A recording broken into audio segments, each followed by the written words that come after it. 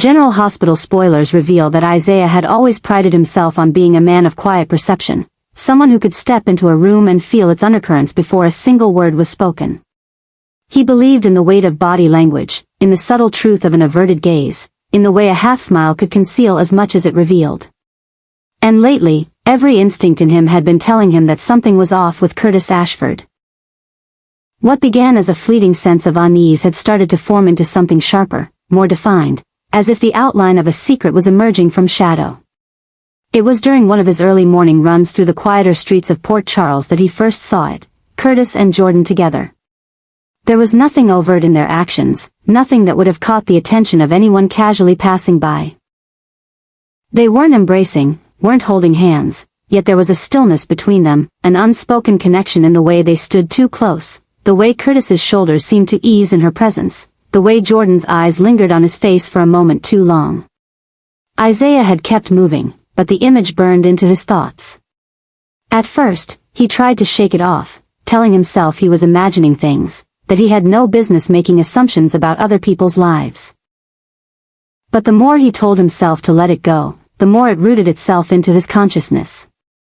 He found that his mind kept drifting back to them at odd hours, in the middle of a patient consult, while sipping coffee at the hospital lounge, even as he tried to read in the evening. It was as though that single, quiet scene had shifted something in the way he viewed Curtis entirely. He began replaying prior moments, looking back at small details he'd brushed aside before. The guarded tone Curtis sometimes took when Portia's name came up, the flicker of hesitation in his voice when speaking about the marriage he claimed to be rebuilding. In recent weeks, Isaiah had been adjusting to changes in his own life, trying to find a steadier rhythm after months of personal upheaval. But this suspicion about Curtis and Jordan quickly became a new element in those adjustments, one that he couldn't resist feeding. It was more than idle curiosity now. It had transformed into an obsession that seemed to sharpen his focus and unsettle his thoughts all at once. He began noticing where Curtis was during the day, mentally tracking his movements, listening for mentions of Jordan in passing conversation. It was never with the intention of confrontation, at least, not yet, but rather with a compulsion to gather pieces, to fit them into the puzzle he was certain was forming before his eyes. Isaiah's observations weren't limited to the hospital or chance street encounters. At social gatherings, charity functions, or even at Curtis's own club, he began to look for the moments in which Jordan and Curtis's paths crossed. And when they did, there was always that subtle shift, a change in posture, a softer tone, a flicker of familiarity that went beyond friendship. To anyone else, it might have seemed innocent, but to Isaiah, who was now viewing every interaction through the lens of suspicion, it felt loaded with meaning. Each sighting only reinforced his belief that there was more happening than Curtis was admitting to anyone, least of all Portia. This growing certainty began to color how Isaiah interacted with Portia herself.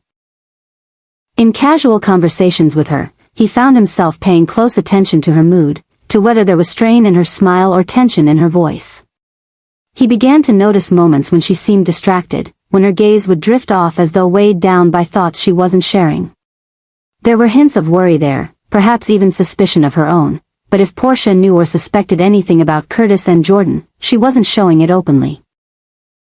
Still, Isaiah began to imagine what would happen if she did find out, how the revelation might break the fragile truce she and Curtis had been working to maintain after the chaos of Drew Kane's blackmail and her own desperate choices to protect herself. The more Isaiah considered this, the more he felt as though he was holding a dangerous piece of information, even if it wasn't yet confirmed. His mind wandered into the possible consequences. Portia's trust shattering, Curtis's carefully crafted image fracturing, Jordan drawn into another storm she might not be prepared to weather. And beyond the immediate circle, he could envision ripples spreading through the entire community of Port Charles, pulling in allies, enemies, and those caught in between. In his imagination, the fallout became its own kind of inevitability, as if by simply knowing what he suspected, Isaiah was already part of the chain reaction that would one day erupt. Isaiah told himself more than once that he didn't want to be the one to set that chain reaction in motion. And yet, there was a part of him, a restless, insistent part, that wanted to know the truth, no matter the cost. That part drove him to pay more attention than was wise, to linger just a little longer when Curtis and Jordan were in the same space, to note the briefest exchanges and the smallest gestures. Every time he told himself to stop, to let people live their lives without his interference, the obsession pulled him back, whispering that the truth was right there, waiting to be uncovered. He began to see Curtis differently, not just as a man working to repair a damaged marriage, but as someone who might be skilled at compartmentalizing, at presenting one face to the world while living another life in private. Isaiah's thoughts returned again and again to the image of that morning run, the quiet stillness between Curtis and Jordan, and how it had seemed to carry a weight of shared history. It was possible, of course, that he was wrong, that what he'd seen was nothing more than a moment between old friends. But in his mind, each new observation seemed to stack atop the last, building a case that no amount of rationalizing could dismantle. Isaiah didn't realize how much it had consumed him until it began to influence his decisions outside of the matter entirely. He found himself lingering at places he might not have gone otherwise, accepting invitations to events where he knew Curtis and Jordan might be, adjusting his schedule in subtle ways that allowed him to cross their paths more often. It was as though the suspicion had become a thread running through his days, subtly guiding his choices, sometimes without his conscious awareness. The pull was undeniable, the same pull that had led so many in Port Charles down paths they later regretted. What Isaiah couldn't have known was that in a town like Port Charles, secrets rarely stay hidden, but those who go looking for them often find themselves entangled in more than they bargained for. By allowing his suspicion to take root and grow into obsession, Isaiah was walking dangerously close to a precipice. One slip, one wrong assumption, and he could set into motion a series of events that would not only expose the truth, whatever it was, but also drag him into the heart of the storm. And perhaps that was the most dangerous part of all. Not the possibility that Curtis was betraying Portia, but that Isaiah himself was becoming part of the story, a player in a game he had only intended to watch from the sidelines. The truth, when it came, would either shatter his obsession or validate it completely. But until that moment arrived, Isaiah would remain where he had placed himself. On the edge of discovery, caught between the desire to protect and the compulsion to expose, watching as the lives around him spun closer to collision, and knowing that his own steps were drawing him ever nearer to the point where there would be no turning back. ChatGPT.noi. Portia feels herself being drawn into a mental spiral so insidious and persistent that she no longer knows where rational thought ends and obsession begins. What started as a determined effort to restore her marriage with Curtis, careful steps, measured words, deliberate adjustments to routines, has morphed into something unrecognizable. Each adjustment, meant to create stability, instead confirms that stability is slipping through her fingers. She can feel the shift in the air around her, an atmospheric change that suggests the weather of her life has turned without her permission. It is Isaiah's quiet watching eyes, Jordan's unreadable silences, Curtis's softened tone when he speaks to someone she suspects he should not, all of it feeding into a fixation that rises like a tide she cannot control. It is not loud or frantic, but it is relentless, and she senses it growing higher every day until it stands over her, shadowing everything she does. Her mind begins to catalog details with the precision of a surgeon, except these are not medical observations. They are emotional autopsies performed on a marriage still breathing. She notes the timing of Curtis's returns home, the way his posture changes when his phone buzzes, the pauses before his answers when she asks simple questions. The data piles up in her mind, not as facts but as interpretations, and each interpretation becomes a small piece of proof in a case she has not yet brought to trial. This process, she tells herself, is vigilance, love's protective armor. But deep down she knows vigilance has already crossed the line into suspicion, and suspicion into obsession. The adjustments she once thought would save them are now the scaffolding that holds her fixation in place. In the hospital corridors, Portia moves with the air of someone holding herself together in public while unraveling in private. Her voice is steady, her hands precise, but every interaction with a patient or colleague feels like she is wearing a borrowed calm, returning it at the end of each shift to slip back into her restless watchfulness. She begins to sense the fragility of her own peace in the way a seasoned doctor senses a patient's silent deterioration. No overt crisis yet, but the signs are there if you know how to read them. And Portia reads them with terrifying clarity, because she recognizes them in herself. The fear is not just that Curtis might betray her with Jordan, but that she has become a person who measures love in evidence and loyalty in patterns of behavior. Her trust is now conditional on the absence of proof to the contrary, and that condition itself is a disease of the heart. The trouble is no longer only about Curtis, it is also about the version of Portia who now exists in response to him. She knows that if she continues like this, she will end up treating every shared glance between Curtis and Jordan, every unexplained delay, every change in tone as confirmation of her worst assumptions. And once obsession becomes confirmation, there is no room left for trust. Isaiah's presence in all of this is an invisible accelerant. She suspects he has seen something, or thinks he has, and that thought alone makes her pulse quicken. She fears the way Isaiah's perception could validate her own, could push her over the line from quiet suspicion into open accusation. She fears Jordan's calm detachment even more, because Jordan's silence feels like knowledge withheld. And she fears that Curtis, whether guilty or innocent, will recognize the shift in her and see not a wife fighting for their marriage but a woman consumed by the need to uncover a truth, any truth, to justify her unrest. At night, when the house is still, Portia finds herself rehearsing scenarios in her mind. What she would say if confronted, what she would demand if she caught them, what she would do if Curtis admitted anything. These scenarios play out in endless variations, each one leaving her more unsettled than the last.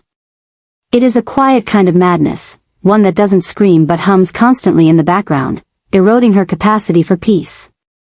Every adjustment she makes to their life. A new schedule, a change in how they spend time together, even the smallest shift in their shared routines, feels less like a step toward healing and more like another rung on the ladder leading to the moment when everything finally collapses. This is the new disaster forming in slow motion, a catastrophe without a visible explosion. It is the slow cracking of ice underfoot, lines too fine to see until they have already spread too far to reverse. Portia senses that both she and Curtis are standing on that ice, their combined weight making the surface groan.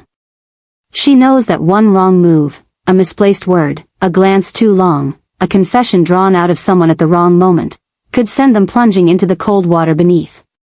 And in that moment, it will not matter who was right or wrong, who meant well or acted out of fear. The disaster will not discriminate, it will simply consume whatever stands in its path. Until then, Portia exists in a constant state of readiness, her life narrowed to the art of anticipating blows before they land. She has learned to live beside suspicion as though it were an unwelcome houseguest who will not leave, and she has begun to mistake its constant presence for necessity. The adjustments keep coming, each one intended to restore balance, but each also reinforcing the truth she cannot bring herself to say aloud. That obsession has already taken root, and the catastrophe she fears is not some distant event but a condition she is already living in. It is the disaster of a love under surveillance, of a heart that no longer beats freely but counts its own rhythm against a clock ticking toward an end she is powerless to stop. The marriage between Curtis and Portia now exists in a space so fragile that it feels less like a union and more like a balancing act performed on the thinnest possible edge, where one wrong word or one unguarded look could send everything collapsing into a void they can no longer repair. What began as an earnest attempt to rebuild after months of mistrust is slowly warped into a cycle of erratic and almost fevered adjustments. Change is not born out of shared hope, but from a constant undercurrent of fear. Every decision they make, every alteration to their daily routines, feels less like a thoughtful compromise and more like a panicked recalibration designed to avert disaster for one more day. These adjustments, far from being stabilizing, now reveal a kind of madness creeping into the very fabric of their relationship, a restlessness that gnaws away at what little peace they have left. Each day carries with it another shift, a new routine, a subtly different tone in their conversations, another silent accounting of where the other has been and why. Portia finds herself constantly scanning for signs, reading into every small detail, the pace of Curtis's footsteps as he approaches the door, the timing of his text replies, the hesitations in his voice when certain names are mentioned. Curtis, in turn, becomes hyper-aware of Portia's watchfulness, sensing that she is no longer interacting with him as a partner but as a quiet investigator cataloging moments to fit a story she has already started writing in her mind. What was once a marriage built on intimacy now feels like a quiet battlefield, with each person guarding their next move, their next word, their next glance. It is in the midst of these constant recalibrations that a new kind of shock is building, not the sudden blow of an unexpected betrayal, but the slow and deliberate gathering of a storm that both of them can feel in the distance. It is the shock of realization that their adjustments, their careful strategies, have not been holding the marriage together but instead have been hollowing it out, replacing genuine trust with the illusion of control. This is not healing. It is containment, and containment has a breaking point. The pressure is compounded by outside forces they cannot fully manage. Isaiah's quiet but penetrating observations act like a mirror that reflects what they refuse to see in themselves, feeding Portia's growing suspicion that there are truths being hidden from her. Jordan's presence, steady and understated, casts an even longer shadow over Curtis, pulling at threads of history that Portia has never fully been able to accept. These influences slip into their daily lives like water seeping into cracks, invisible at first, but capable of breaking apart stone over time. Portia's state of mind becomes increasingly dominated by this cycle. Her life outside the marriage continues, but it feels muted, as though she is performing her role as doctor, friend, and colleague from behind a pane of glass. Her energy is consumed by the constant mental math of trust versus evidence, weighing every interaction with Curtis on a scale that no longer measures love, only proof and doubt. Curtis, feeling the pressure of her scrutiny, begins to retreat in ways so subtle they might escape an untrained eye, but Portia catches them all. And in catching them, she validates her fears, creating a feedback loop where suspicion fuels withdrawal and withdrawal fuels more suspicion. The adjustments keep multiplying, each one framed as a solution but serving instead as a reminder of how unstable their foundation has become. There are new habits meant to encourage closeness, shared meals, planned outings, but they are performed with a brittle edge, as if both are aware they are playing parts in a fragile reenactment of what they used to have. The warmth feels staged, the laughter a little too rehearsed, and underneath it all is the thrum of unspoken tension. This is the space where the latest shock is gathering its strength. It is not the kind of shock that explodes in a single night, leaving chaos in its wake. It is the kind that builds in increments, invisible to outsiders until it becomes undeniable. The shared silences grow longer, the eye contact shorter, the patience thinner. Every minor disagreement becomes a test of loyalty, and every failed test adds another crack to the structure they are both pretending is still solid. When the breaking point comes, and deep down, they both sense that it will not be a single act of betrayal that ends them, but the slow erosion caused by these constant, frantic adjustments.